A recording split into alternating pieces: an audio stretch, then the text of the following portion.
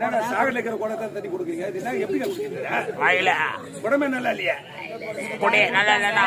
வீட்டுல இப்படிதான் இருக்கும். குடத்தையா கழுவ மாட்டீங்களா? இதான் கொடுத்தாரு குடத்தை.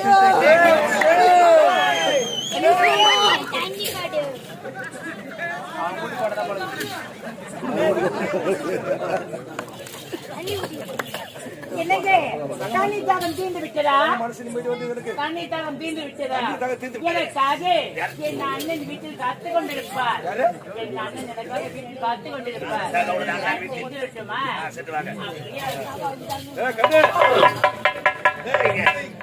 சொல்லுங்க. இந்த நேரமாக கொட்டாமர் குளத்தில் தண்ணி தாகத்தோடு